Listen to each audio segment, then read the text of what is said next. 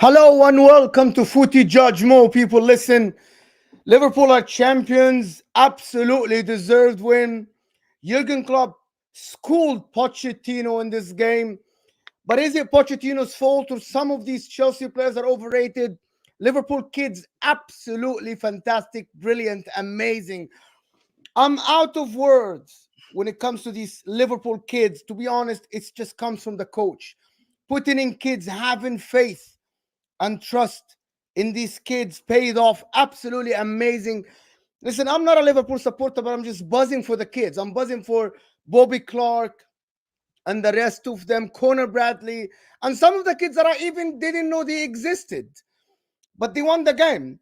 And Chelsea, overrated squad, overpriced squad, overpriced coach, overpriced club, and Todd Bowley succeeded to ruin the club.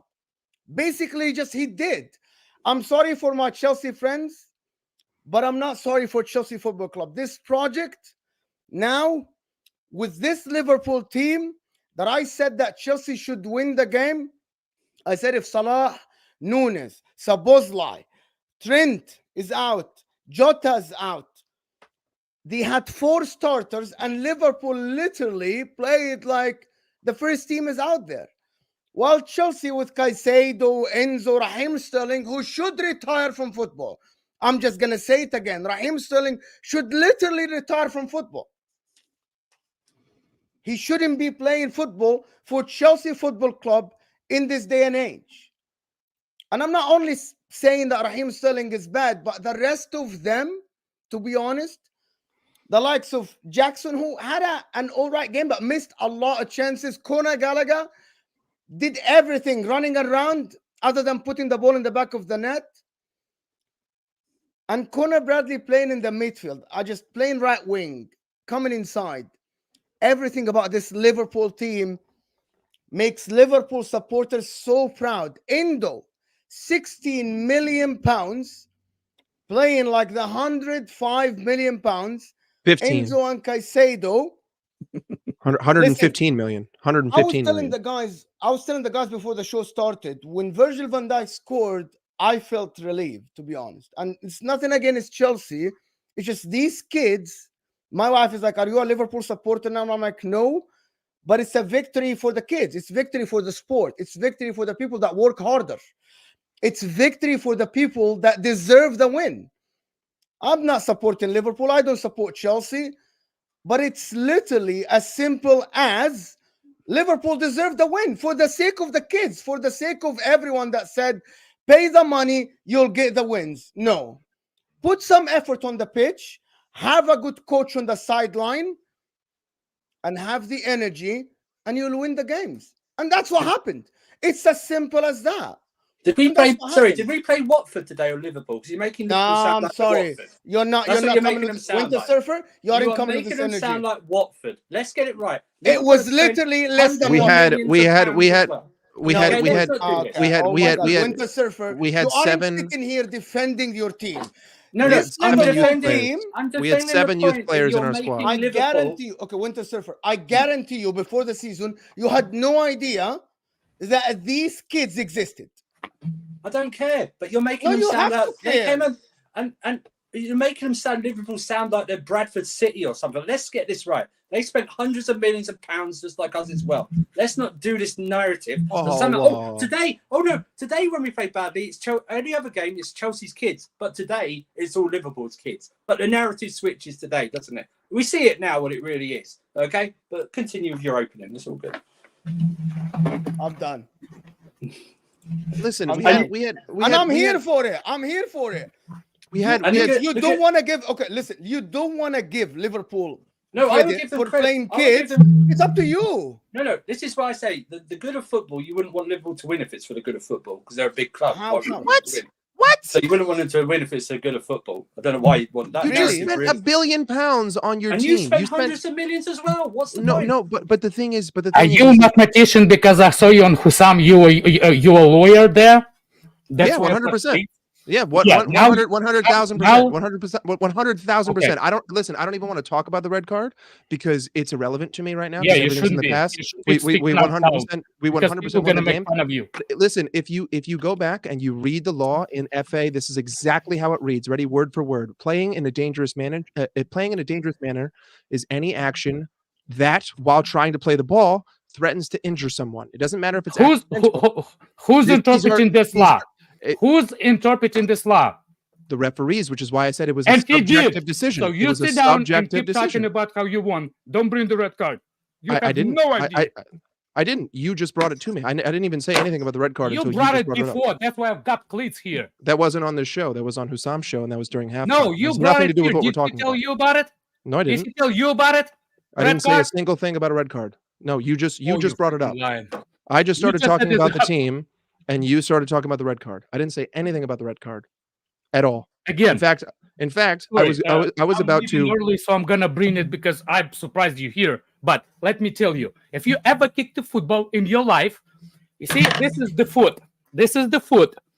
If the challenges goes into the foot at any time on this height, it's up to the referee to determine if it's a danger. Which is why I said it was subjective. Again, I didn't ask you for your help. The only reason it could be a red card if it's from behind, tackle, starts up, but it has to be on the edge of the ankle. The step, any kinds of step on the cleats, it's not a red card. Go learn the freaking game. Again, I don't know why you're so worked up about this, considering the fact that you lost. The red card is completely indifferent. Yeah, to don't me. bring the loss. Just don't make up the loss that don't exist. I didn't say anything about that on this stream. You again, can we get this you brought out the of the energy. way? Can we get this out of the way so we start talking about the game?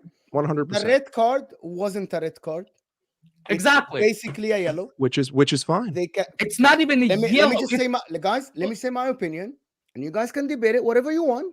I'm just gonna say my opinion. I'm not gonna sit here and favor somebody in terms of opinion. This wasn't a red card. It might have been a yellow if the referee caught it. They can go back and give a yellow for VAR. That's the law. But it wasn't a red card. Which he is didn't fine. even tackle the guy.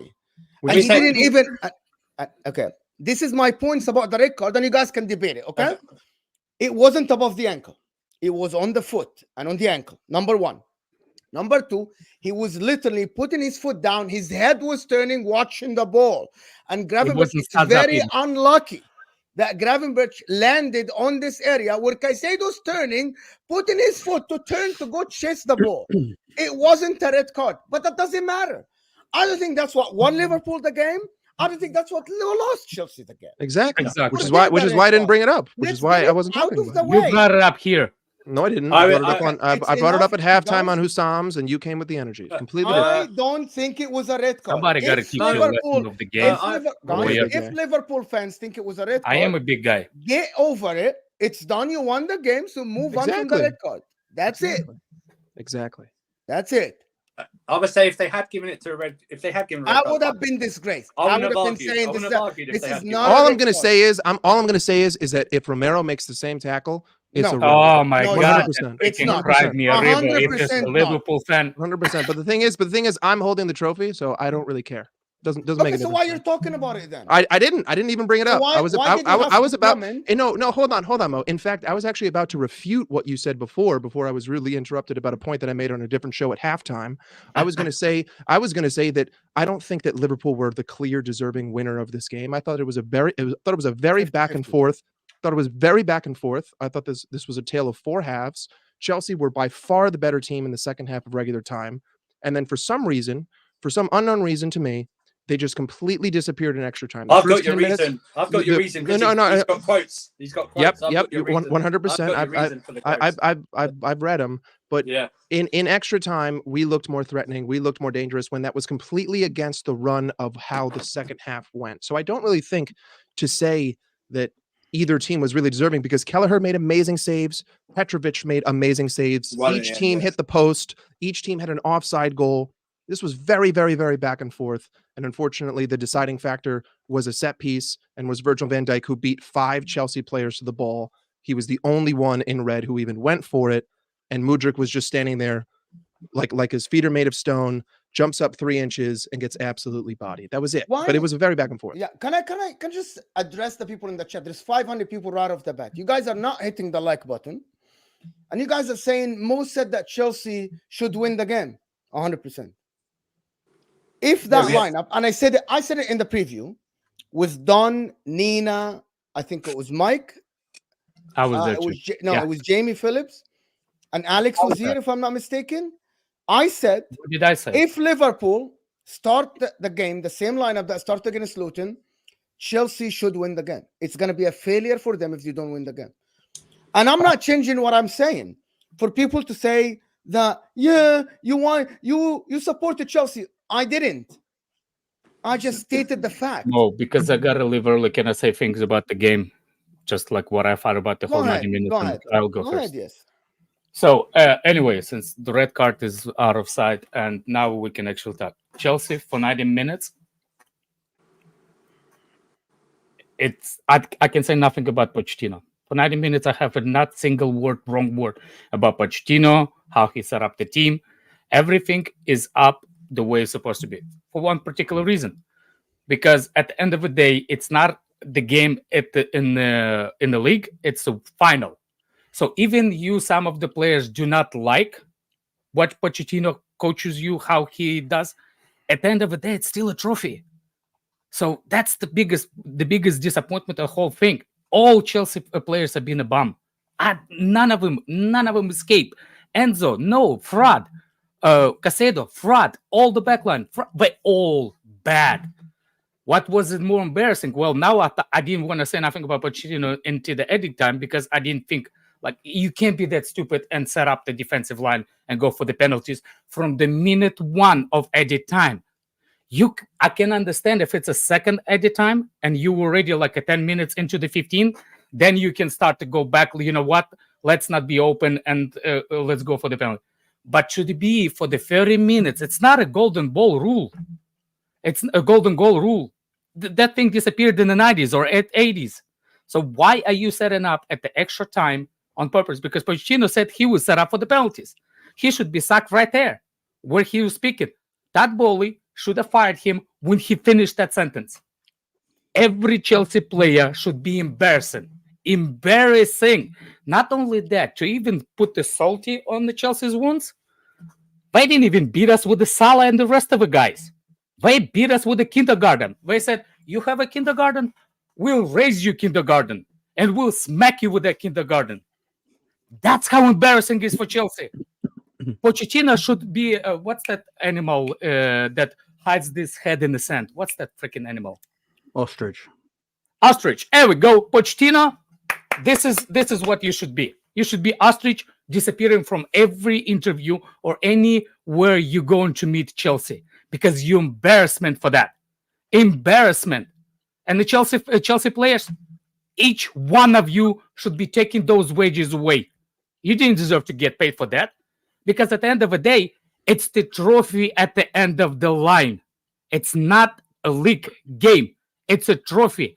I don't care what Pochettino told you. You're cowards. If Pochettino said set back, I wouldn't set back. I will freaking pass it to the Mudryk. Let that Ukraine bolt running down the wings like a freaking crazy maniac. I wouldn't listen. And that's the whole thing. Chelsea players are embarrassment, and the Chelsea Football Club clowns. All of them. And by the way, if you remember on your stream that day, yesterday, what was my goal prediction? I can't remember. 1-0 to Chelsea. You asked the goal prediction, and I said 1-0 to Liverpool. And that's how it ended up. Listen, I want to ask Winter Surfer, was this Liverpool being good or Chelsea being? Because you guys, like, how can Liverpool have more possession? Like, they have the same shots. Yes, you had more big chances, but I don't get it. How can a midfield of your midfielder be dominated by these guys? I don't think they were until the extra time, if I'm being honest with you. I got to be honest with you. I don't think they were until the extra time. I think it all changes in extra time. It was pretty even. How can it be even? How can it be even then? Yeah. Well, no, I just think it's Mo, I don't care who's playing. This is the guys will know, Liverpool guys will know. This is a typical Chelsea-Liverpool game. in the final. This is a typical whoever's playing. It doesn't matter. It doesn't. This is how Liverpool. That's why all the weeks build up. No one's really said, and no one's had the balls to say really they're going to win it in normal time. It's been like extra time and penalties or something like that, and it was heading towards that. It's been outdone by a set piece. The kids came on and gave Liverpool a great deal of energy. But the biggest thing I forgot. Hang on, Alex. We've been done by a set piece again this season, not by like. But Petrovic made one great save today, and I think that was in extra time. Or the end of the second half against Elliott. Kelleher had more of a. Kelleher's up there for man of the match in this game. Yep. Not our goalkeeper. Our goalkeeper, he saved it right at the end, but that we've been done again by a set piece. His obsession mode of putting Chilwell on the best heading player of the opposite team drives me insane. Okay, he had a decent game last week against Haaland. Okay, I don't really rate Haaland that much in the air, but when you put Van Dijk on him, he's one of the best headers in the league. What is this? I don't get it again. Then it's Pochettino. Well, Mo, you've seen his quotes about extra time. Mo, have you seen his quotes? I'll send you the quotes about extra time. Yeah, bro. Set pieces. That's embarrassing. I actually. Mo, sorry, Mike. Go ahead. What I agree with Mike is we had the momentum at the end of that second half. Continue with that momentum. Even with Liverpool bringing on the kids, if we continue that momentum, I think we probably might end up winning that in extra time. 100%. 100%. But he didn't. He completely chopped their legs out from underneath them. And this is where I'll say, when people say, "Oh, he's lost the dressing room," he hasn't. These players are listening to him because they're following his instructions to a T. Oh my god! They are following his instructions to a T. You can see it. I just saw the quotes. You saw it, right? He said he's playing for penalties. Yes. While Liverpool in a corner kick pushing all the big guys up front with five youth players on the pitch. But hold on, oh my god, there was one small thing that you said about the midfield, and the way that Chelsea set up was the way that I said I thought that they should set up. Right? They weren't looking for possession; they were hitting us on the counter, which is exactly what you should do. So the reason why the stats are skewed is because Chelsea were doing what they should have done. They were conceding the ball to us, and they were letting us make mistakes, and they were hitting us on the counter. And Cole Palmer was having a field day against Robertson because we decided to attack down the left. That drags Diaz up. That leaves Robo isolated, and Cole Palmer was having so was Gusto. So that's why the possession looked like that. Regardless of who was on the field, I think that was tactical, and that was the right move. I think it was the possession, and I think the reason why I think it's the level, it's because none of them actually get good control of the game. Those possession are irrelative where they had it, because at the end of the day, if you look at how many shots Liverpool had, how many Chelsea had, it's not even. The even part is clear chances. That's what's the even part of this game. The clear chances is more for Chelsea. So that's kind of like false thing. My biggest thing is I forgot with my monologue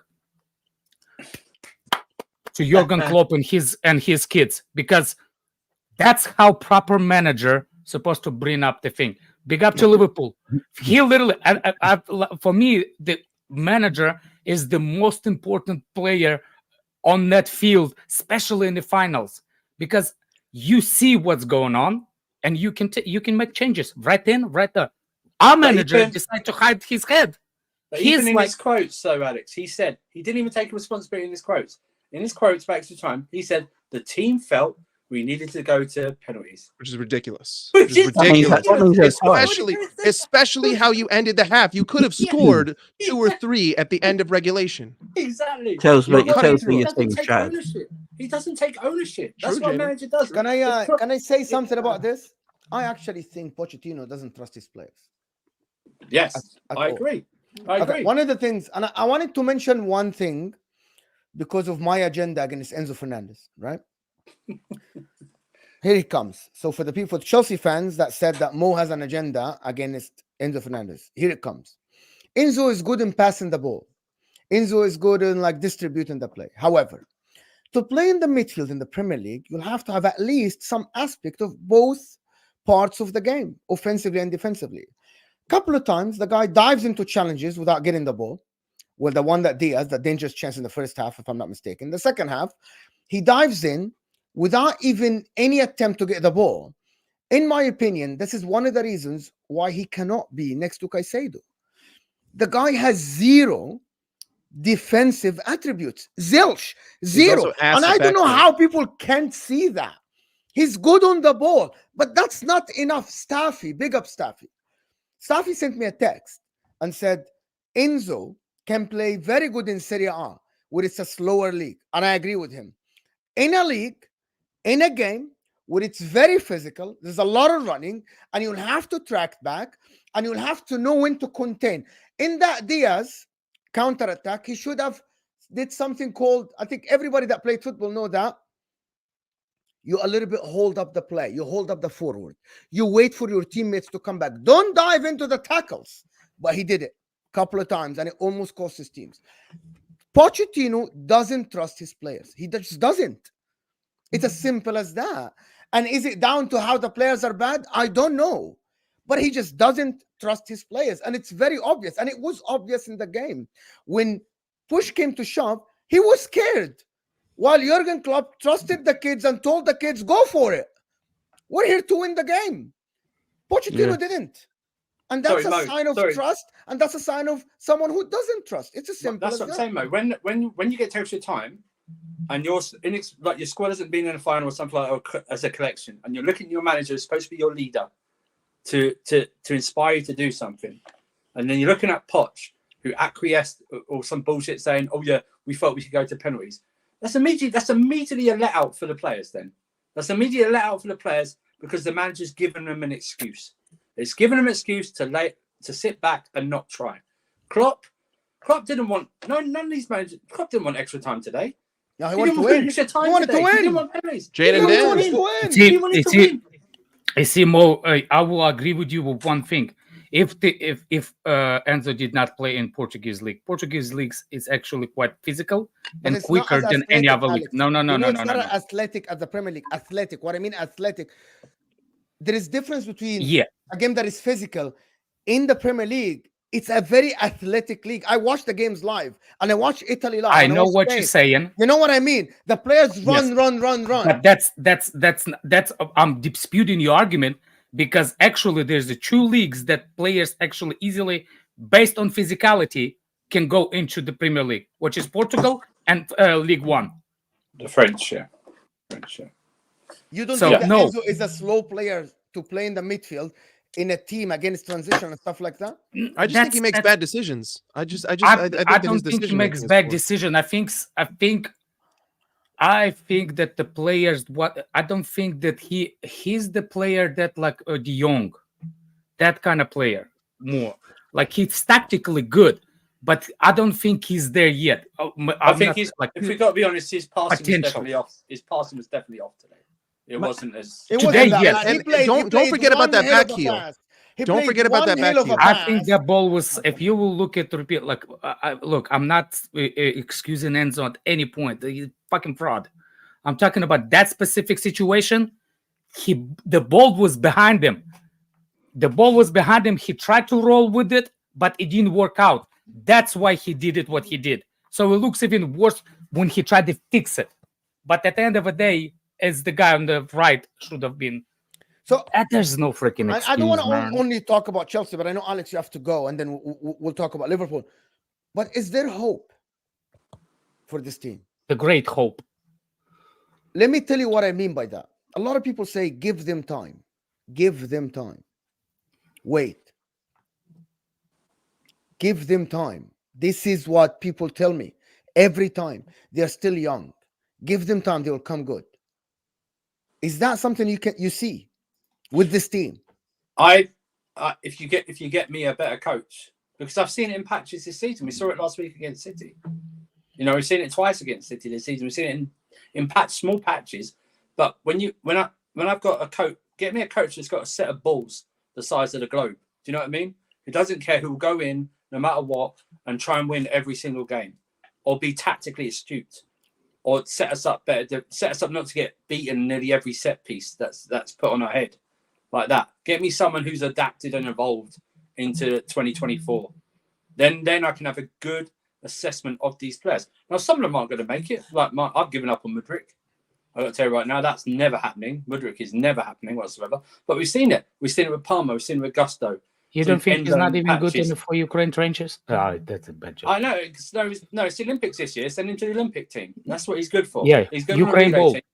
But yeah, we've seen it right now. We saw it right. Poch is now. I hope everyone now understands what we've been saying for weeks and months about when we have an issue with Poch. In his own quotes today in extra time, should let everyone know what type of coach this man is right now.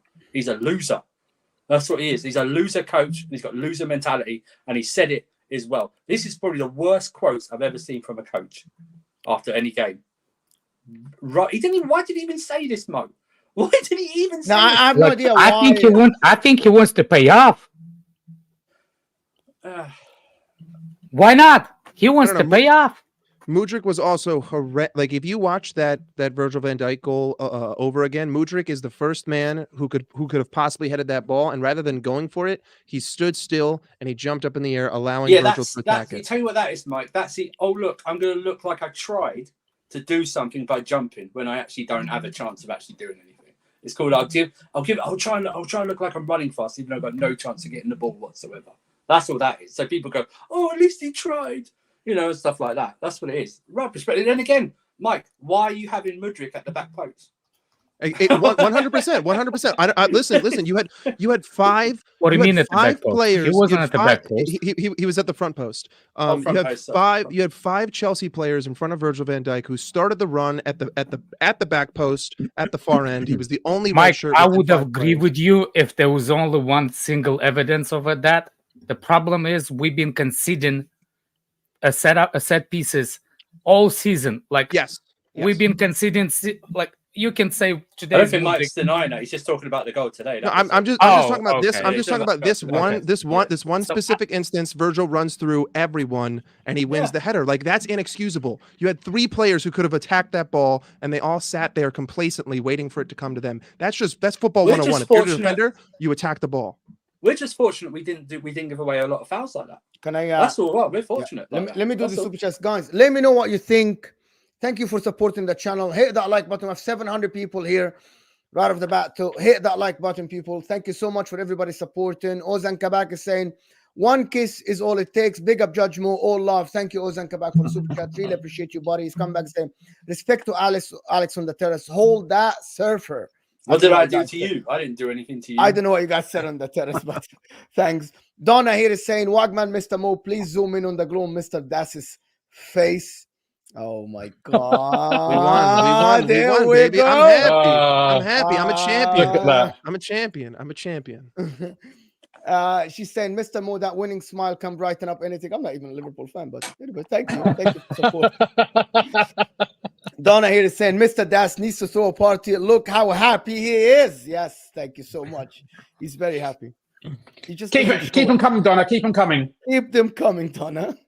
Sean is saying, we also played the game midweek. Chelsea didn't. Bunch of injuries and everything against us. VVD offside goal is a disgrace and won't be ruled out again. No, it was offside. That was 100% offside. It was 100% offside, Sean. It was definitely. They have more angles that they showed on TV. They have more angles. No. They're talking about the VVD offside on Endo. Yeah. It was offside. Oh, yeah. The law says it's offside. And maybe I disagree with the law, but the law says it's offside. And by the way, for the people but that's not given as offside. That wasn't given because of offside. It was given because of the block. No. Exactly. Yeah. Well, that's why he went to the monitor. That's why he went to the monitor. So hold on. I'm gonna explain to Rak this. He went to the monitor, Rak, to see if that block is affecting the play.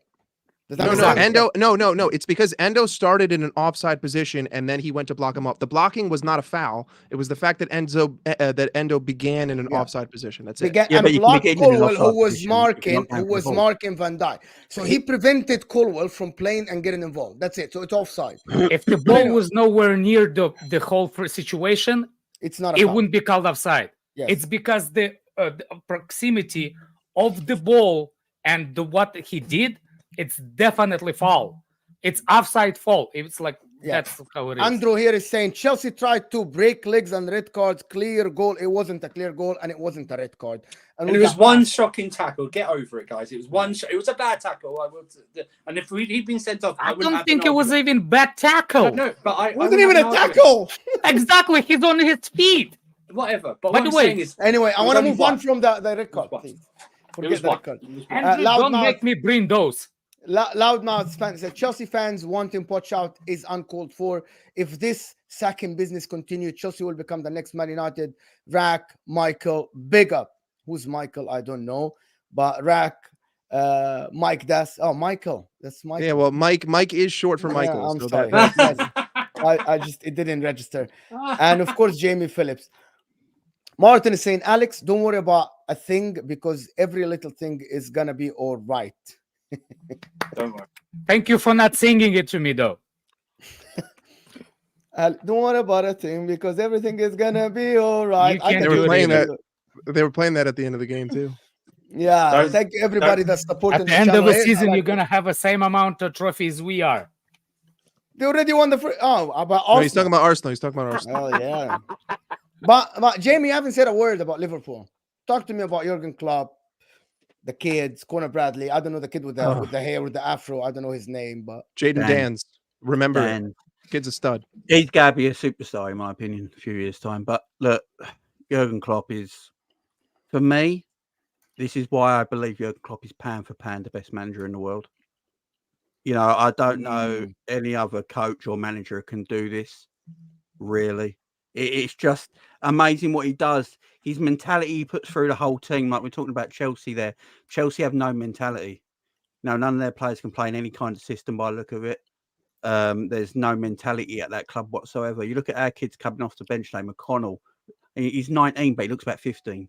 You know, you got Endo who came from Germany at 30 years old to the Premier League. He's playing the lone six. We got him for 15 million. And Plays he's undefeated. 120 million. Plays 120 minutes with two kids alongside him, and we win that game. At least there's the father figure. You got Alexis McAllister, who for some reason does not get spoken shut about. up, Alex. Everyone talks about Declan Rice changing Arsenal, and rightly so, for £100 million. But people start needing to put in flowers against Alex McAllister's name because that guy's come from Brighton for 35 million quid and completely changed that midfield. You know, what he does, he's played the lone six this season. He's playing in the 8 now. He's just tremendous. You know, and it's all about mentality, Mo. It's what Klopp has done for this team. It's the mentality from the youth team, from the kids, all the way to the first team. You saw it today, and you were saying the kids came on, and they weren't scared. They tried to play. They weren't scared of giving away the ball. That's what I liked about it. They weren't just playing safe passes all the time. They were trying. They were trying to infect the game. They're trying to affect it high up the pitch. They wanted to win the match for the manager. You could see it. And with Virgil van Dijk, what I think you saw today was just greatness. It's as simple as that. What Best you saw defender today, this Virgil. season so far. Yeah, Best for defender me, this season. Is he the best player that's Iraq? He's the player of the year. Virgil van Dijk is player of the year. He has been I asked this yesterday, and people said it's Salah, but Salah has been out for a bit. Is Virgil van Dijk For Liverpool, the best player? Definitely. No, for the whole league, for the English. I think so. I think him. Bro, you guys have no idea how much I admire Virgil van Dijk. He's made one mistake this whole I season. just don't know. He's made one Like mistake. seriously, like Virgil van Dijk for me, at his peak, is the best defender that ever played in the Premier League. That's my opinion, and I'm not changing. That's a whole can of worms. That's a whole can of worms. It's such rubbish. It's not right. Yeah, I don't even It is speak rubbish. English. But to be honest with you, I said that not forgot only English now. for that comment. I said that when actually we played Liverpool back in the round of 16 of the Champions League 2 years ago. He's fortunate he doesn't. The difference is he doesn't have the longevity of Rio Ferdinand and John. No, it's because he doesn't face the physicality of previous strikers. Like so, but it's not his fault then. So what? It's not his fault then. Okay, why is that his fault? No, sorry. Then you can't say he's the best. There's a difference. And you can't say he's the best. That's why it's subjective. You can't say he's the best defender. It's very subjective. But Let me just put one word. The problem with that argument is that football has changed, and football will never be played like that anymore. Football will not be played in future like it was 15 years ago. Unfortunately, that argument is never going to hold. The fact is, Virgil van Dijk can take the most physical strikers right now. He can take the fastest strikers right now. He can take the most aerially dominant strikers right now. He has everything into his game. Other people weren't complete. Virgil van Dijk is complete. Okay. But the problem is, my argument isn't how good of a player he is. My argument of Mo is that he's the best Premier League defender of all time, which he isn't. It's a subjective and exactly. It's a very the counter argument can't be he doesn't play. I will never. The counter argument can't be that he doesn't play physical strikers. Can we not speak over each other? No, but Andrew, it's very subjective, Andrew. These are opinions. There's no metrics. There's no measuring stick to it. There is no argument about. It is a measuring stick. Let's not talk what about. is the measuring stick, Alex? What is the measuring? Okay, what's the measuring stick? Yeah, go ahead. Well, it's basically Andrew's right. It's not when you bring the comment for example, it's the best in the Premier League. You compare them to the other ones. So the measuring stick all of a sudden becomes measuring stick. You can say that you like Van Dijk or you don't like Van Dijk. There's no measurement to that. But to compare them against the other ones, there is a measurement stick. What is it? What is it? Air duels, dribbles. There's the things that he does. And one of those things are longevity. And but he... Take longevity out of it. Is it the measuring stick? Is it the measuring stick? Take the longevity out of it. That's why if you want to say for the past, I literally said Virgil van Dijk at his peak, which wasn't half a season or 3-4 games or 5 games. It's a long period of time. He is for Mo. I wish you watched Chelsea or United. Alex, I did. Okay. I did watch John Terry and Carvalho. I did watch William Gallas. And I did watch Ferdinand. And I did watch Ferdinand. And I did watch Vidic. And I did watch all of these. Right? I did. Okay. Alex, that I did, right? I know that you did. I'm not saying no. I'm not saying you didn't. I'm saying you didn't do it like this, like Chelsea fans did, like a Premier League fans did, like the game in, game out, like we watching that team. I did watch game in, game out, but anyway. I think the only fair assessment to say is that he's the best defender for Liverpool, and that's something I will 100% back. So people definitely will get triggered. If I say, here's the thing about football nowadays, and I want to move on from this subject. If I say Rio Ferdinand is the best defender ever in the Premier League, some people will get triggered. If I say John Terry, some people will get triggered. If I say William, whatever I say, people will get triggered. So it's a subjective opinion, as Winter Surfer said. But when you bring this up, that subject, you have to cover measure. Yeah, let's go. Yeah.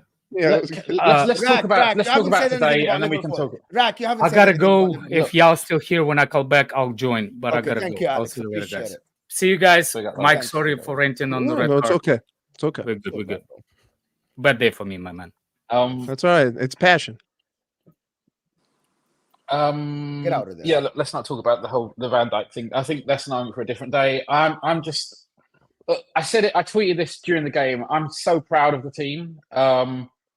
I know that maybe gives it an air of the whole underdog vibe, playing with kids and stuff like that. But it's just like it kind of felt like that. Whether you believe that narrative or not believe that narrative, whether you're a rival or not, like it felt like it was going to go against us today, right?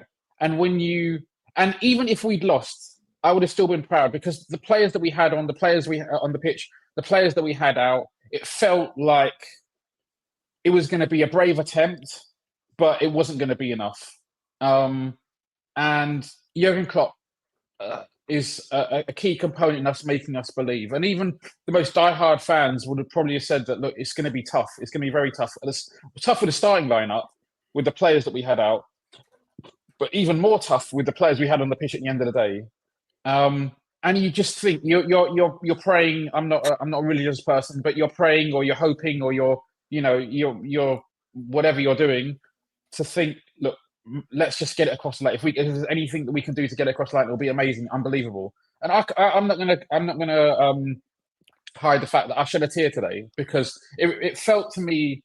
It's obviously a different trophy and a different circumstance, but it felt to me like the Barcelona game where we came back from 4-0 down, from 3-0 down, because it wasn't quite as. And people might think it's a bit hyperbolic, and maybe it is, but there's so little emotion in football these days. And I'm one of these people who says that maybe there's the emotion's gone out of the game.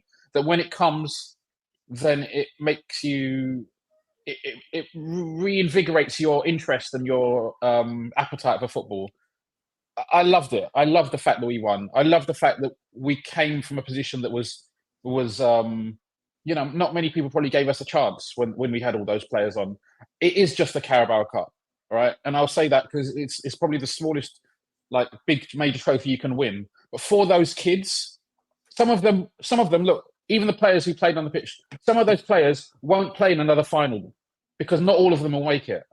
For some of those people, it will be the biggest moment of their careers. And I'm really, really happy for them. I'm happy for the club. I'm happy for Liverpool fans. If people want to laugh and whatever and make fun of it, that's fine. You can do what you want. But I loved it today. I was speechless at the end of the game. You sound very emotional. It's. I was emotional, man. Like I said, I shed a tear today because I wasn't, especially with the players that were on it. It felt like it was against all odds. And I know that sounds, like I said, does sound hyperbolic, but that's how I felt. And however you feel is however you feel. And I loved it today. And I'm happy. I'm so happy for Jurgen Klopp that he's got a trophy to go away with. And I said it on the terrace. This is the Virgil van Dijk Cup final because he was imperious today, defensively, offensively. What a man mountain, unbelievable. Right. I think the 3 finals that Virgil van Dijk has won in, he's been man in the match in all 3 of them as well. So he shows up. Fair enough. I didn't know that. He shows up, man. He's just. I don't want to say anything. I thought Kelleher was your man. Kelleher was brilliant. He was brilliant. Can I go before we go on? I need to say a couple of things, guys. We have almost 700 people here. I'm not asking for the likes, but I'm really asking. This channel, we banter, we joke, and we do everything. But I'm asking everyone in the chat to be respectful. You can banter, you can joke, you can do whatever. And I have a lot of mods, so the mods, please don't hesitate to time someone out if they are disrespectful, or they say a xenophobic comment or a bad comment. Please do that. We are here all of friends. Rak, Jamie, Alex, Winter Surfer, Mike. We get a lot of people, Staffy. We get Don. We get Nina. We get everybody. So please, people, be respectful. We're here to talk about the football. We aren't here to cuss each other or be disrespectful in the chat. And if you want to be disrespectful, you aren't welcome here.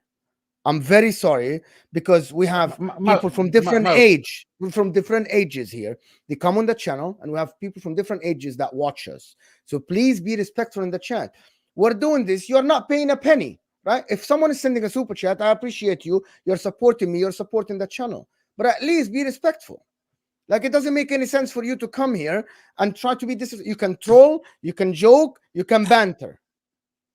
But it's unacceptable to be disrespectful. It's really unacceptable here. But just to respond to one thing that Rak said, I wouldn't downplay the fact that it is the Carabao Cup. Like, before the game, I would say, yeah, sure, we can make the argument that this is just a League Cup. It's second to the FA Cup. It's third to the Premier League. It's fourth to the European Cup, right?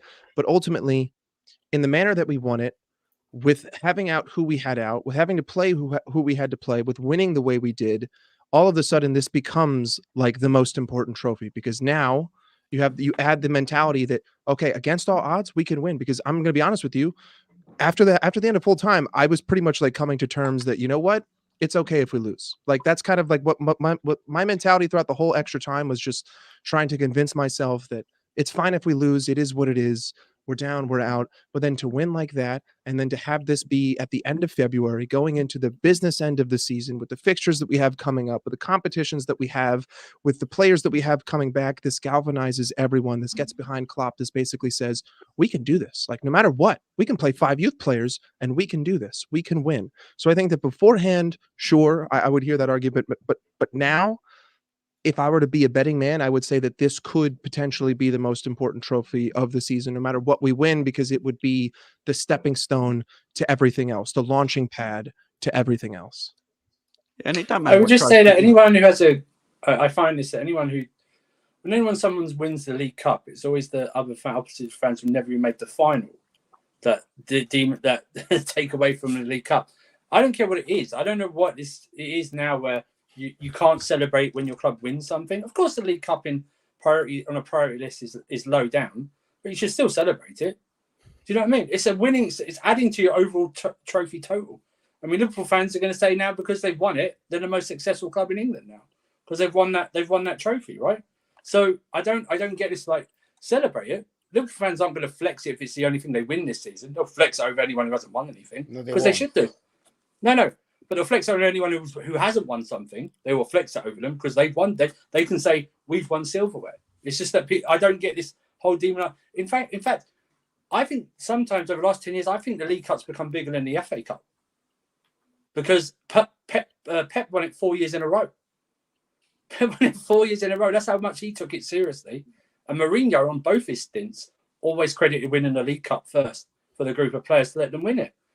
And Ten Hag's going to leave Man United. Now he's won their only piece of silver in the past 6 years. No only other manager has. So it's just This is why I say like this win.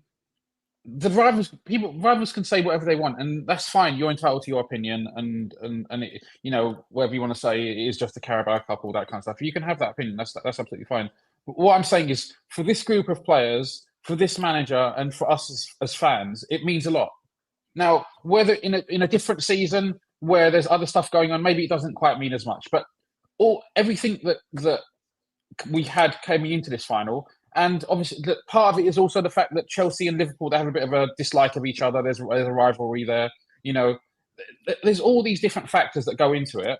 And I'm really, really happy for the managers, the players, my fellow fans, that we won it and we came through it. And look, it's not a. There you are. I mean, there you are. But about the players, like I said, some of those young players. But I felt some of those young players will never play in a final again. Yes. I felt exactly what. Like when Virgil van Dijk scored, I have no affiliation with Liverpool Football Club. A lot of people call me Liverpool hater. You know that, Mike, right? Yeah. We've been here together. But when Virgil van Dijk scored, and I said that in my opening, and I'm not going to hide it, I felt like some of these kids were so happy that I felt happy for them. I just felt happy for the kids. It was relief. Because, listen, Jordanian Eagle, big up. W's for my guy, Jordanian Eagle, for the big super chat. W's, guys, in the chat, please. For my guy, he's saying no Alisson, no Trent, no Matip, no Bajcetic, no Szoboszlai, Thiago, Curtis Jones, Gravenberch, Jota, Nunes, Salah, as well as a midweek game for Liverpool, while Chelsea had the rest for a whole week. Good game for Liverpool. Well, this is it. Alisson doesn't make a difference though, because Alisson was never starting. But yes, I see your point. But for all of these people to be out, I think it's an achievement for Liverpool. And people want to say Liverpool are top of the league. But I'm just going to respond with one thing. You want to tell me and convince me that if Liverpool had the team that started today for the season, they would be top of the league? They will be 6th, 5th. Like, these are just facts. These players are inexperienced. And it's just an achievement for them. JW is saying peak Van Dijk is comparable to peak Baresi and Cannavaro. Listen, I didn't watch a lot of Franco Baresi, but he's a very good defender. I actually think that Virgil van Dijk is better than Cannavaro. Peak Van Dijk is better than Cannavaro. I think peak Nesta is better. I think peak Nesta was different gravy. Cannavaro was good. Nesta was can I be honest with you about Cannavaro? When Cannavaro went to Real Madrid, when I'm open league, it was peak for him. Also, don't you think, Mo, that most people only rate Cannavaro as highly as they do because he won the World Cup? Because the World Cup 2006. Yeah, I think. But Cannavaro, I think won. He was very good. Cannavaro was great before even joining Juventus. Yes, he's great at Parma. Yes. That Parma team had Verón, that Parma team had Nedved, that Parma team was 18. Buffon. Buffon. Oh, there we go, Surfer. Thank you, Nadra, for the support for the super chat. Most successful English club, 68 trophies. It's mind-blowing, 100%. I said it even before this cup. Man United can say that. I hold the same energy for my club. Liverpool won 6 Champions League. Man United won 3. So I think any Champions League is worth about 2 or 3 league titles. This is why even if Inter win the league this year, which is more likely than not, we'll surpass Milan. But Milan has 7 Champions League. We have 3. I'm not going to claim that I'm more successful than AC Milan. I do the same for my club, right? And it's very similar, by the way. Inter won a treble, Milan didn't. Man United won a treble, Liverpool didn't. But 7 Champions League, 6 Champions League is different. 6 times. 6 times. It's people, the Man United fans want to say, but we dominated. I'm like, but they did as well. Like it's like 6 Champions League is a lot. The things where I will separate Liverpool and Man United is that Liverpool dominated in Europe at the same time, and Man United didn't really. I know there was like early 90s, there was like a free foreigner rule for English clubs and stuff like that, but even but so, I wanted to talk about a lot of people accuse me sometimes, but Nilot Pal here is saying big up Mo. W's for my guy Nilot Pal for the super chat. Appreciate everybody. So proud of this team. You never walk alone. Thank you so much for everybody. W's for the guy for supporting this. Thank you for everybody supporting my humble small channel. I really appreciate everyone. And I appreciate every guy that comes here and every girl that comes here. Winter Surfer, Mike Das, Rak is always here after every Liverpool game, and I appreciate it. They don't have to be here, but they just support the channel. Jamie, of course, is always here, and we're all helping each other. So thank you, everybody. And I'll try to be just a friend to everybody. I'm not a dictator, even though sometimes I am. Sometimes. Not stopping. Staffy, of course, the Ahwa guys. This is the dictator Staffy. The dictator Staffy. But anyway, I want to talk about the game tactically, because a lot of people say that we don't talk about the games. Tactically, what did Liverpool do well today from anyone's point of view? Jamie. What did Liverpool do well? I think Liverpool kept the ball pretty well for a lot of the game. And they did get in good attacking areas against Chelsea. What let them down is sometimes like Gakpo wasn't on it today at all. I think Harvey Elliott got better in the game, and Luis Diaz, as much of the ball as he had today, and he must have touched the ball more than anyone else. He looked like he was always on the ball, but he didn't really create anything. But Liverpool, tactically, I don't think there was much in it between the two teams, to be fair. I actually think this is down to more heart, desire, and mentality at the end of the day, which separated both teams. If you look at the chances created from both teams, there's not much in it. Tactically, not much in it. It's quite an even game. It was a very entertaining game for what it was, being a goalless game, or like for most of the match. So it was very entertaining. But yeah, I just think heart and determination and mentality is what drove Liverpool over the line, to be perfectly honest. I think. Oh, my bad. Go ahead. No. Go ahead. You can say. I was just going to say. I think that if you're going to look at the tactics, I think in the midfield, we were really more superior than Chelsea, especially in ball retention. There were plenty of times where we were slowing the game down, and we were doing a very good job of doing so. Whether it was Endo coming back to pick up the ball, or McAllister, or just kind of cycling it, playing U-ball as I like to call it. But like in this case, it would be like strategic U-ball. And I think that we also did a good job of creating chances on the counter. I think that there were times where we were a little wasteful. There was a moment at the beginning of the game where Luis Diaz took a ball away from Cody Gakpo. But ultimately Chelsea did their best on the counterattack, and I also think that Liverpool did their best on the counterattack. And the main difference here is that we didn't really allow Chelsea to build up any momentum. And the only times where they had opportunity was when we made mistakes, which is our own undoing, and they took advantage of it on the counterattack. The difference of our midfield, I think we probably had better passes of the ball in our midfield, because Casado's dead on the ball. He's crap. Endo's very good on the ball. McAllister's very good. Why do you think he's crap, though, Jimmy? The guy is coming from Brighton under the Zerbi, which is one of the most positional-based teams in the world. Let me put it this way, then. Let me put it this way. So, yeah, he is a number 6, that can't play the lone number 6. That's just a fact. He just can't play the lone number 6 because he can't get around the pitch quick enough. And he needs to play in a double pivot. When he played in a double pivot, who did he more or less play alongside? McAllister. Yeah. Endo cost 15 million quid. Endo can play in the lone 6. We saw that today. He's also got a better passing range and can move the ball quicker than Casado. And McAllister, for me, is probably a better all-round midfielder than Enzo Fernandez. He can move the ball. He's got better. For me, he's got better footballing IQ as well. He's got a better IQ in that midfield area, and because of that, like Mike says, I think we kept the ball a little bit better in the midfield.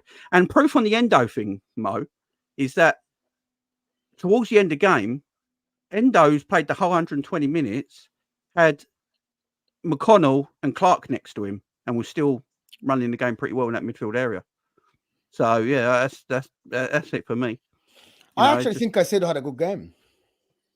Defensively, yes, you wouldn't know it by the English commentary. you would. I actually, to be honest, the only player probably in that midfield that gets, I think it's Caicedo.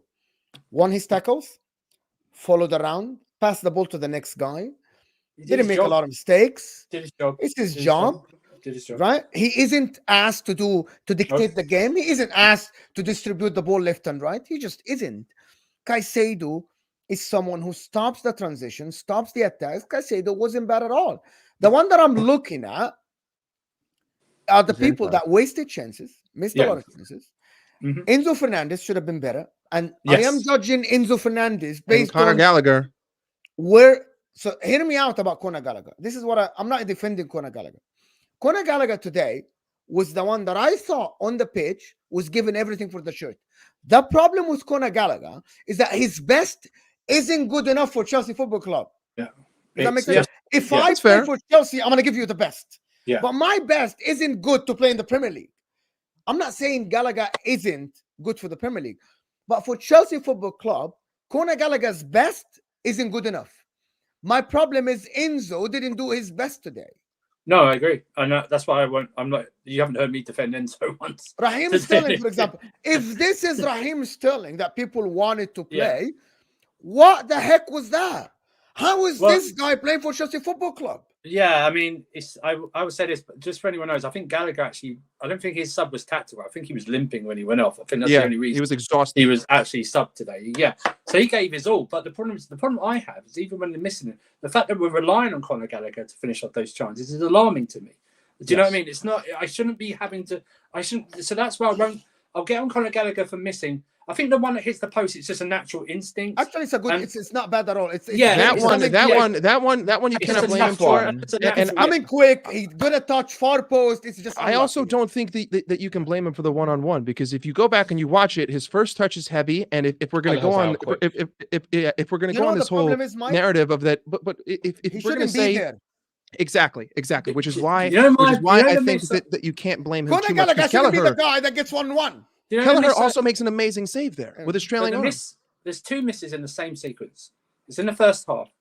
It's the ball up to Sterling when he tries. I don't know what he's trying to do, whether he's trying to trap it and then shoot, but he should have tried it straight away.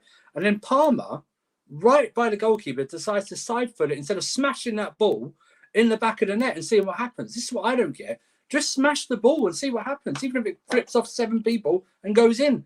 Just do that. So that, for me, those misses are more unforgivable than the Gallagher ones, because the post is just a natural instinct. You get the ball fast here, you're going to hit it like that. He deflected it. He deflected it on the goal. So I've got no problem with that. The second one, I credit Kelleher with being fast off the line, because Gallagher's always going to overthink himself in that position. He's got no natural instinct like that for me. Or he will take too much time thinking about it and try and go for it. But I think Mike said at the start, and we said it all week, we allowed Liverpool to have most of the ball. That's why they had more possession than us. And then we tried to counter-attack. My problem is we started slow in every half. In every half, we started slow. Now, could I say the first half, maybe it's a bit of nerves, maybe attribute it to that? But then if I'm going on further down the line about what I'm hearing about these quotes, it might be the manager saying he wants them to start slow and let's see what Liverpool do.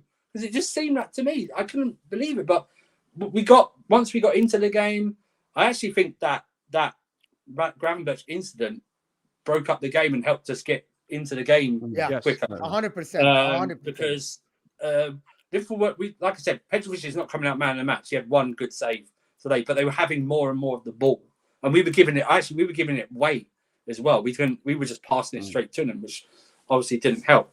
But his subs again. I mean, looking at the bench, I mean, he put Nkunku on for Sterling, fine, no problem. He had to take Gallagher off because Gallagher was just out on his feet. He missed a chance as well.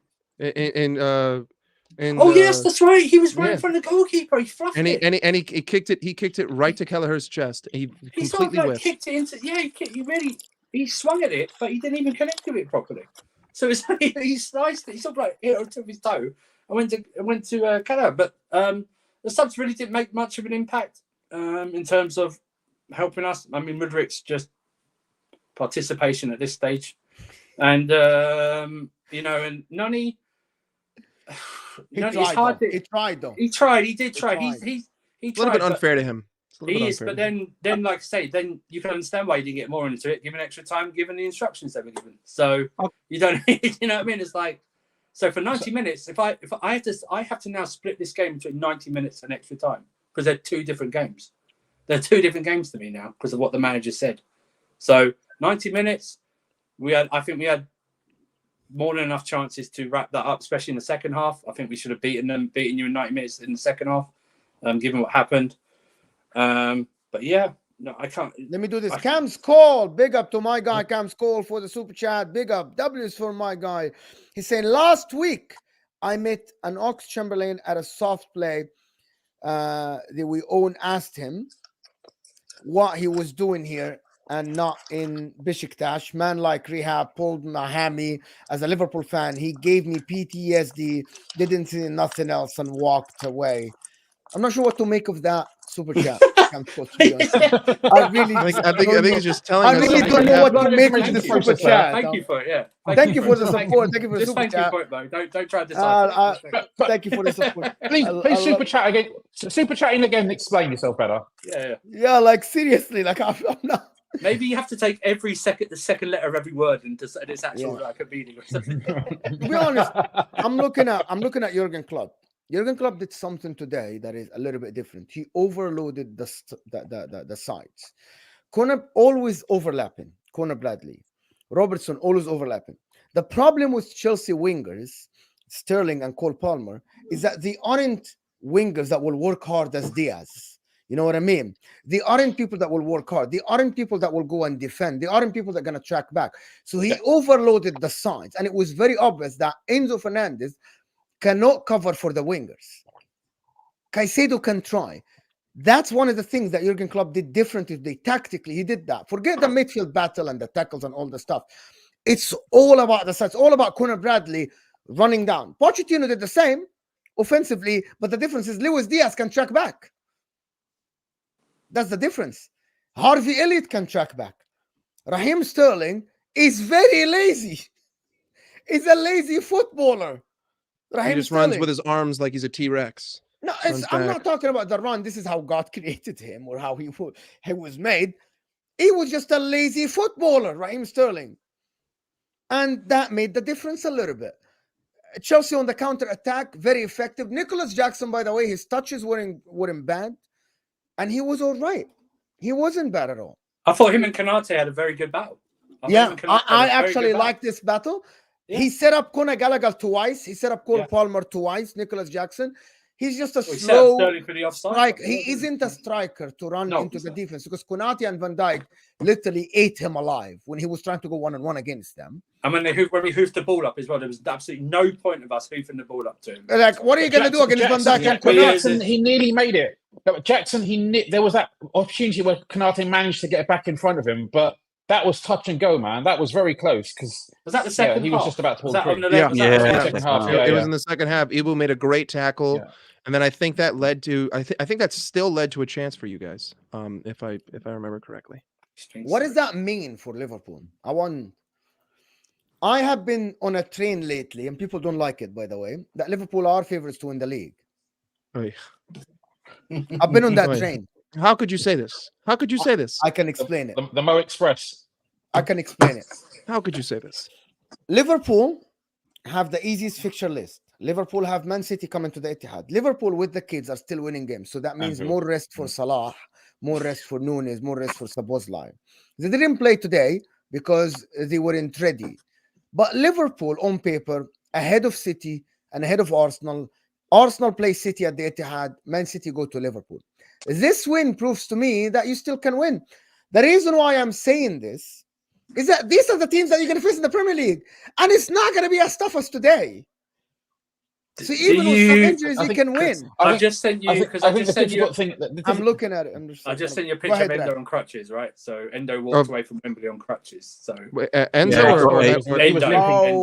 Oh yeah. It's there. He got fouled by Casado. He was limping. That's what done it. He was limping. Go ahead, taking something from this. That's two players. That's a clear red card. That's two injured players. That's dangerous play. Get him off the pitch. He's dirty. Go ahead. He's Puti Romero 2.0. Respond to me. You don't like this narrative, but go ahead. No, the difficult thing is,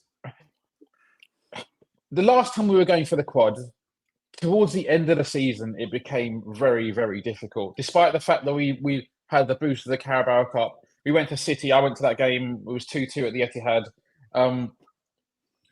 The fatigue that accumulates over the course of a season is going to be tough to deal with, because I want us to win the Europa League. So I expect us to go very far in that, because the only team that I think is comparable to us in the Europa League right now is Leverkusen. And, we've got Southampton in the FA Cup at home. I expect us to play the kids in that game. And then we're in the quarterfinals. So it's like all these extra games will have a toll, and will have an exponentially larger toll, because there's going to be no time to breathe. And if we beat City at home, then I think at that point I'll say, okay, we're favourites. Exactly. But exactly. with the I understand that I think the fixture list does favour us a little bit, but when you take all the other things into account, injuries, I still think we're close. But we've got injuries to deal with and all this other stuff. I don't expect anyone to sympathise with us. We're not asking for sympathy. I'm just trying to take a measured approach and make a measured assessment. If we beat City, then at that point I'll say we're favourites. I'm sympathising with Liverpool. And we could still lose it from there. And we could still I actually think for the first time ever, Liverpool actually need the international break. Yes. For the first time ever. The difference, the only thing, Rak, I would say is if Liverpool can keep winning or matching City and Arsenal's results till the international break, then they get a lot of their players back after the international break, and they've been rested. When is the international break? When is it after the City game? The end of March. It's the end of March. And we have to play City before that. We have to play City at home. We've got Forest and City at home. Yeah, Forest and City. So the last group of league games is the weekend of the 16th, I think it is. So the weekend of the 16th, and then City's our last game, I think. We have to play Southampton, then Forest, then Sparta Praha, then City, then Sparta Praha again, and then we have to play Everton away and Brighton at home. Oh, my bad. Yeah, Everton's the last game. Yeah, Everton's the last game. The problem with Liverpool is that within the next month, Liverpool have 1, 2, 3, 4, 5, 6 games. 6 games within a month. Less than a month, actually. Less than a month. Within 3 weeks, you have 6 games. I don't know if you can go past it without the guys to come back. Without the injuries coming back. So why are you saying that we're favorites? Because I'm gonna tell you why. Because the reports are saying that Salah, Nunes, and Szoboszlai are back. Salah and Nunes. I was on the preview, and people showed me news that Salah and Nunes will play. Did you see Nunes jump over everyone? Yeah. Like they showed me reports that Salah and Nunes are back. Okay, yeah, Salah and Nunes will play next weekend, in my opinion. So I'm not making things up, Mike. Well, hold on. My argument consists morally based on the fact that A, City have won 3 straight titles. B, they won the treble last season. And C, injuries affect Liverpool 1,000 times harder than Manchester City. Because if you go into Manchester City's bench, you have a bunch of players who have been bought for 50 to 100 million. Literally, I mean, Jack Grealish, 100 million right there. Sometimes Bernardo Silva gets benched for Julian Alvarez. Bernardo Silva's 50, 60. The list goes on and on. My bench players are Kostas Tsimikas, a bunch of youth kids, maybe Ryan Gravenberch if he's healthy, but unfortunately we don't know the extent to his injury. Mike, I think you're a bit thingy there, mate, to be honest. Like if I look at City, when Rodri don't play, they don't win. Simple as that. They don't win. They got no one to replace him. And then with Liverpool, if you look at Liverpool, so Liverpool got 12 injuries, yeah, and we put that team out in the League Cup today. If City got 12 injuries, they'd have a load of kids on the bench as well. And City do put kids on the bench even with a full team sometimes. So, do you think though? Because I think Rax though said it. I think he might sacrifice the FA Cup this season I think he's playing kids no matter what. I think he's playing a big. I think he's playing like a really third round League Cup side. He's playing the whole youth squad. Southampton. I think you're going to see more kids than you've ever seen before in a Liverpool lineup. I would put the whole youth squad. Put them all there because Jaden Danns is a stud. He's a stud in the youth squad. But your players that you got fit have played 120 minutes in the high pressured cup final. Do you know what I mean? You then got the league. The league. Let's face it. I know Rak said he wants in Europa League.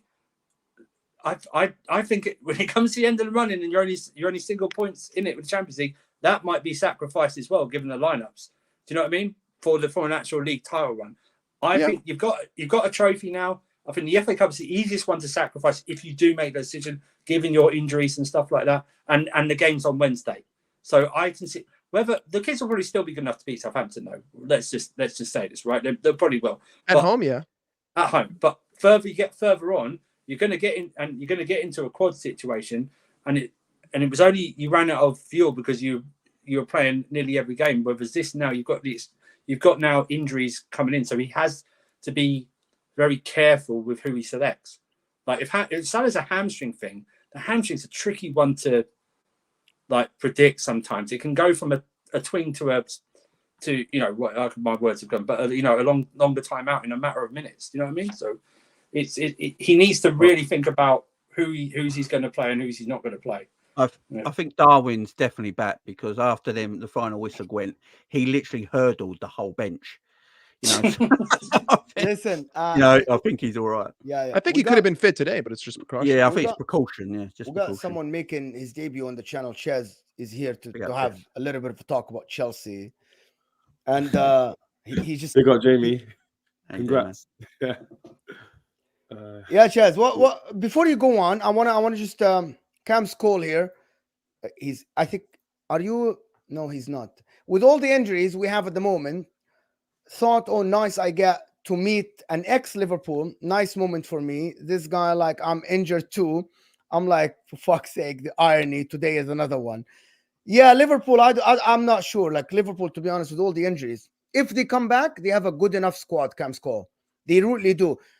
To go, because you're playing Europa League. It's not Champions League. You aren't going to play Real Madrid in the Europa League. We could beat cheaters without an arm and a leg. Listen, I think Liverpool, and if the injuries come back, they're in a good place. A little bit. Ches wanted to speak about Chelsea a little bit. I'm just going to ask him a question. What does this mean for Chelsea's season? Yeah. What does this mean for Chelsea's season? You're sitting 11th.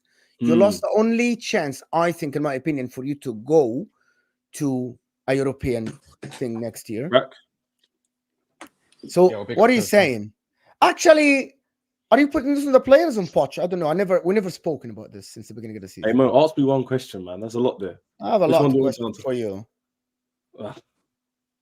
Hey, you know what? We'll cover Andrew, we touched on it already. What do you think of this season? Have you spoken it, or I'm going to give a... I probably just rinse and repeat a recording I've done earlier this season or something like Surface that. Poch out. Trust the cup button, I'm saying. Yeah, Surface been Poch out. Yeah, he's been Poch out since like August. He's been Poch out for months. Jez, have you seen his I think when you went to 8th, Surfer, I think when you went to 8th, you said, okay, at that point, I'm done. September 1st, he was Poch out. Yeah, he was Poch out for months ago. Was it 8th? Did I say 8th I was done? Oh, wow. Okay.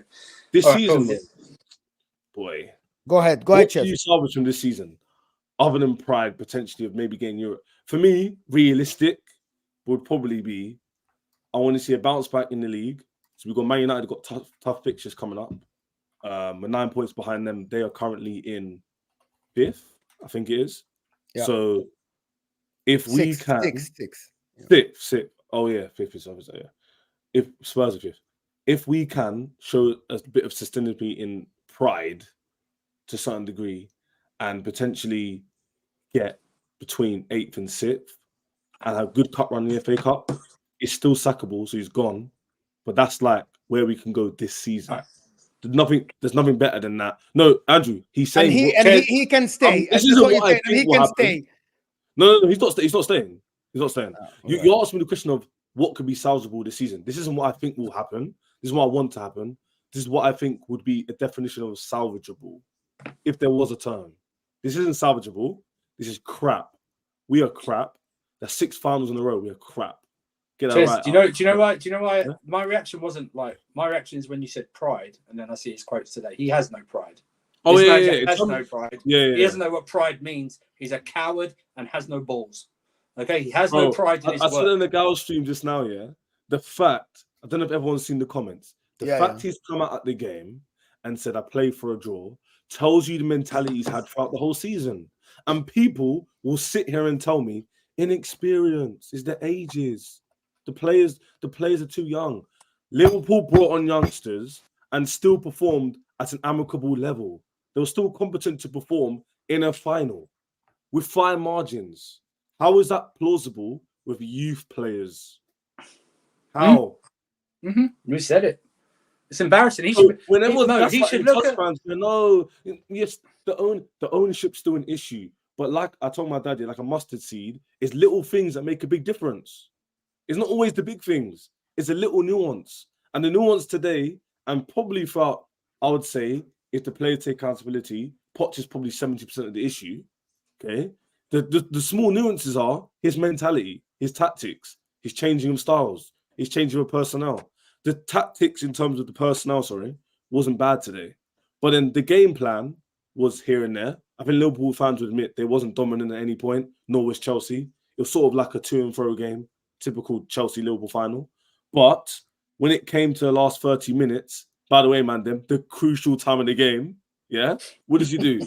He goes into the huddle and goes, guys, we're tired. Let's go for a draw, Don't do too much.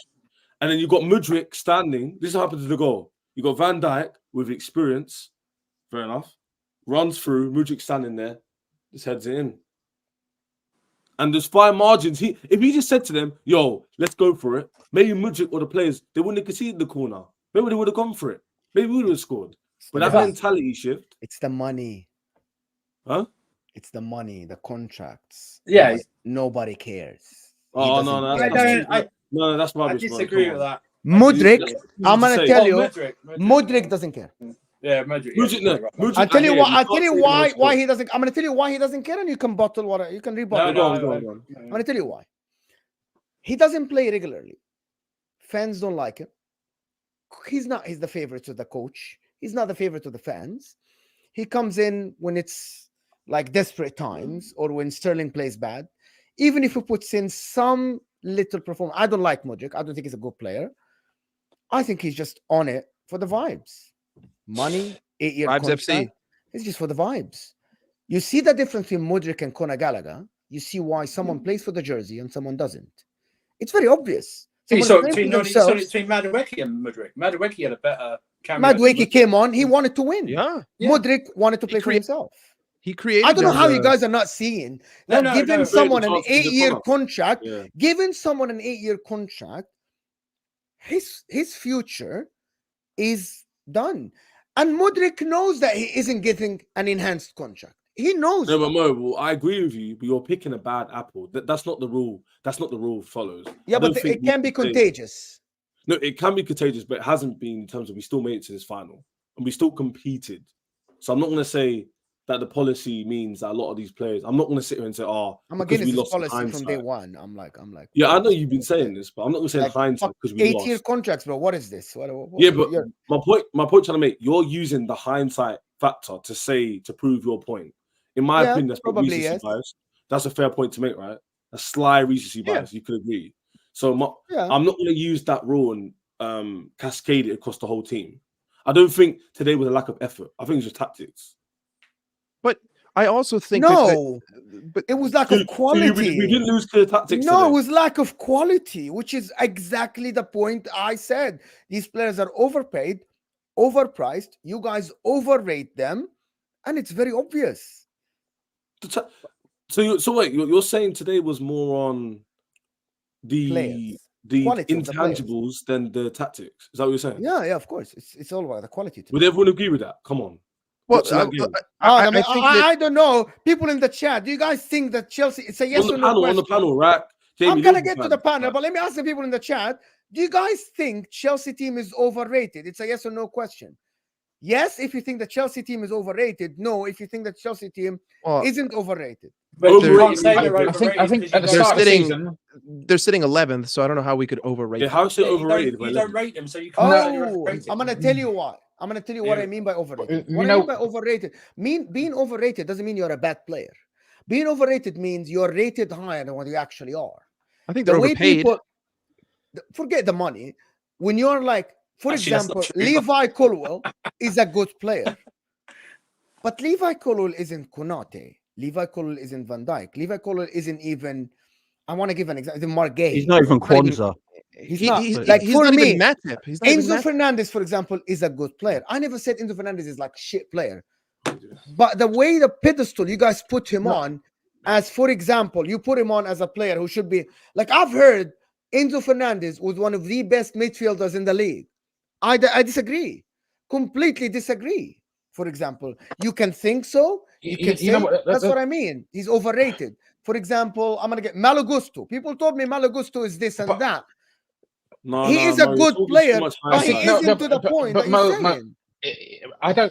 I don't think it's as easy as that. Just simply because I think if you take out Enzo and put him in Liverpool, if you take out Caicedo and put him in Liverpool, you take out Malo Gusto, whatever. But if you take out Colwill and put him in Liverpool, I think they perform well. I think they perform to a high standard. The problem, to some extent, is all these guys have been lumped in together in one team, which is a little bit disjointed. It's coming off a bad season last season. They haven't played together. There's insecurities. There's uncertainty in the boardroom, uncertainty amongst the fan base. There's a lot of different factors that come together as to why Chelsea are not performing. Some of them may include the manager and the players. I'm not saying that similar to like I was saying about Liverpool, all the young Liverpool players who are playing today. For some of them, that will be the last final they ever play in. I think some of these Chelsea players will be the last final they ever play in. But other teams will also interested in Mudryk, for example. But there's one glaring thing. I always say one thing. I always say one thing to the argument that Rak made. What you're saying is a hypothetical thing that might be true, might not be true. The facts are they play for Chelsea, and what I see with my eyes is that they are good players, but they aren't wonderful players. They might perform better. No, can I just say something? Mo, okay, go ahead. Yeah, and then you land your point. I know you want to speak before. What do you mean? I'm done.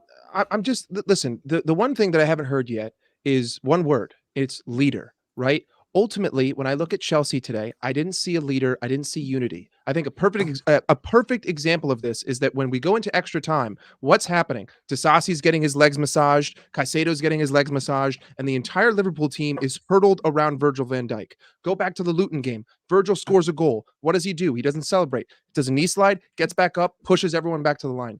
I don't think that Pochettino is a leader. I don't think that Chelsea have a proper leader in their side. And I think that ultimately, when you say things like the player's playing for the shirt and one player's not, you can make the argument that the reason why Mudryk isn't is because there isn't a leader there pushing him. There isn't a leader there demanding more out of him. There's no one there telling him that he needs to give more, he needs to do more. This team, both off the field and on the field, is lacking a distinct leader. And I think that Virgil van Dijk is the perfect example today of being a leader for this team, helping rise the youth players to the occasion. Jurgen Klopp helping rise the youth players to the occasion. Virgil scores. All of these youth players, they crowd him, they jump on top of him, they're laughing, they're smiling. I don't see a leader like that on Chelsea. And I think that that's a huge thing when it comes to pulling people out of ruts and also getting more out of players, right? And like ultimately we can sit here, we could look at contracts, we could look at money, we could say this, overrated, blah, blah, blah. But at the end of the day, who do we always point to? We always point to Jurgen. We say, oh, he's such a good man manager. He's such a good leader. We always point to Virgil. He's such a good captain.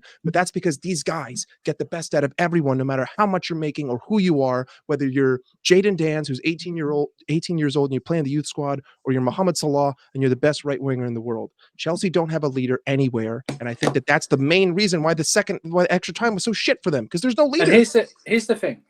And I think it comes down to the manager as well, who he appoints as his so-called leaders. Ben Chilwell, who I don't mind him trying to wind up the youngsters, because I found that funny, because he's not a hard man to try and wind up anyone to begin with, which is ridiculous.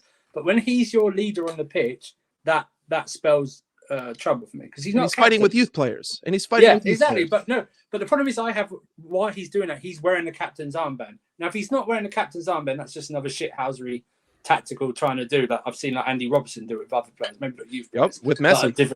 With Messi, right? But when you've got the captain's armband and you've got other young players, you're one of the actual senior players and you've got young players looking towards you to see how you're acting and doing stuff like that, I have a problem with that. And that's based on the manager as well, who he picks to be his leader on the pitch. And it's just not good enough at all. You're right. The problem is, if I was, it sounds like a bad argument. If I was to drop Poch in at the start of this season, Klopp in at the start of this season, he has these Chelsea players better than what they're playing right now. I just honestly believe that. I believe his man management and his coaching is a good balance to get the best out of his players. Look what he was doing to Tsimikas at the end of that the second half. He was hugging Tsimikas like he was his best friend, like his son or something like that. But, you know, giving him the confidence to go on and play better in extra time because of what he'd done. It's all about that. It's what matters. This season, we've seen it. It's the man management and coaching married together has helped some teams that we didn't even think would do well, like a Bournemouth, like a Wolves, etc., go higher up the table. And we're seeing it in one of games as well. It matters. And Klopp's one of the best at them. He's one of the best at them. You can see these kids would have been shitting themselves on being named on that bench. He's probably made them all comfortable, confident before going on and motivate them to go and make yourself a star. Make yourself a star. And they've all done it. Dan's almost they've scored. All done.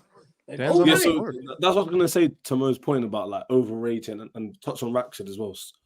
Very, very sound point where I was trying to make before as well. Is that it's easy to say, oh, like Mudryk, he's not playing for the team. He's just here for a payday. He doesn't want to be there. You might actually be true. But what's also true, which also can coexist, is that Liverpool have had Klopp now for 8-9 years nearly. And he's got an ethos, mentality. He's created leaders. He's created the whole synergy in the squad where no matter what quality you have, and no matter what Liverpool fans doubt the quality they have, they always perform. Example being Endo. No one would have said Endo coming in would have done how he's performed. But because of Klopp's management, tactics, etc., it brings the best out of average players or like players who could just be serviceable. So it's so easy to say and compare that to Chelsea. New team, youngsters, no leaders, a bunch of money. Like it's complete opposite. So I think it's a bit disingenuous to compare them and go, oh, they're overrated, guys. Like if they went to Liverpool Football Club, I can almost bet my life everyone would be saying the complete opposite. Yeah. If Enzo was playing in Endo's position and Endo was playing with Chelsea, everyone would be calling Endo rubbish and Enzo, that was a brilliant buy. Same with Caicedo, same with Colwell, who also was linked for Liverpool 2 summers in a row. Even last winter, he was linked. Is that a coincidence? Klopp sees something in him. So, or the club does. So I think it's a bit easy to say, oh, they're overrated or whatever, you know? Especially when you don't rate them. So you can't say they're overrated if you don't rate them, though. Yeah, and overrated implies they could do better. We're like 10th. So like, Winter Surfer just sent me, Pochettino just said after the game, I don't know how you can describe the situation, but for sure I feel proud. They made a big effort. We're a very young team and nothing to compare to Liverpool.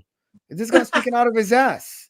Bang on, boys. Bang on, boys. Keep at it, guys. Keep at it, guys. Translation, the guys gave their all. That's the translation. This guy's speaking out of his ass. Mo, give it a real pep. Thank you, Jamie. Big up, Jamie. I got to put the kids to bed. So thank you, Jamie. Congratulations, man. Big up, Jamie. Up the Reds. See you later, guys. Up the Reds. Jamie.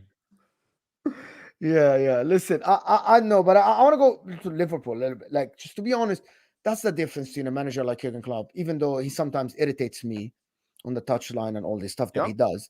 But there is no denying that Jurgen Klopp gets the best out of players. There's no denying that Jurgen Klopp gets a player like Endo, can motivate a player like Endo to make him play like this. Kwanzaa, Gomez at left back. The kid Conor Bradley was pretty shit today. Gomez was poor, but I'm not talking about today. Like you know what I mean. Some people thought Gomez's career is over at Liverpool, literally over after the Real Madrid game. I like Jurgen Klopp, and I say you really can get the best out of a player, no matter who the player is. It doesn't matter who the player is. You tell the player go again. And how does he keep Kelleher motivated? Kelleher knows he's never going to play a game apart from League Cup. It's amazing how he keeps him motivated. Apart from that, he only plays League Cup. And he puts in a 9.2 out of 10 performance. And he comes in and he's a brick wall. You didn't miss Alisson at all today. Well, I mean, but I mean, listen. To be fair, Allison never would have played because this is no. This but is if he was playing, what I'm saying is he played so well that he wasn't. He's man up there for me. He's man of the match. Yeah, but it's Chelsea fan. He's your man of the match for what he did. Van Dijk scored and played well, but he's definitely your man of the match. Let me do a couple of the super chats. Twinny is saying Mo is right. Liverpool are the favorites. If they don't win the league from here, then it would be a massive bottle job. You're trolling. However, if Liverpool win against Man City at home and they don't win the league from that, I will call it a bottle job. I will agree there. I will call it a bottle job. 100%. The cat kill curiosity saying Poch probably sees a Dele Alli story in every young player. Too many youngsters is an issue. He is amplifying it by trying too many things in one. Well, you can't have this argument today, my friend, when Liverpool had so many youngsters there. You just can't. Like, you can have this argument when you play Man City, when you play Liverpool first team, when you play Arsenal. You just can't have this argument because at some point there was 5 players younger than 21 years old at Liverpool, which is astonishing to me. It's astonishing that we're still talking about Chelsea are a young team. You can have this argument any day, but not today. No, not today. It's definitely not today. Listen, people, we're gonna have Al-Ahwa in a bit. Everybody here is 500 people here. Over 500 still. Give some respect. Sad. Thank you, Sad. Give some respect to Chelsea keeper, though he played out of his skin. I think Petrovic was all right. I see. Sad. I think he had that very important save at the end, but he's not up there as man of the match in this game. He's just not on for us. He's just not. I'm sorry. He had a very good save at the end, but Liverpool, they hit the post, but they weren't testing him like you don't remember Petrovic and only for that save. That's all you remember him for. All you remember him for. Listen, people, I want to thank everybody that joined. Thanks, Rak, Alex, Shez for joining, Mike Das, Winter Surfer, Jamie Phillips, people. Thank you for everybody that watched us, that sent a super chat. Let me just give a shout out to the people that actually supported the channel with super chat. Ozan Kabak, Donna Collins, Sean, Andrew Wright, Loudmouth Football, Martin, Jordanian Eagle, JW, Queen Nadra, Cam's Call, 20 Hardway, and the Cackle Curiosity. Thank you guys for supporting the channel, for everybody supporting the humble channel that is here. We're just trying to be friends, talking about football, nothing more. We try to analyze the game to the best of our knowledge, and we just try to be respectful to each other. Thank you, everybody that watched us. Like the video before you go. There's still 500 people here. We can get to 450 likes. Appreciate you guys, and we'll see you guys later. This is going to take you to Al-Ahwa, which is going to be a different stream, and we are out of here, people. Pause the ad.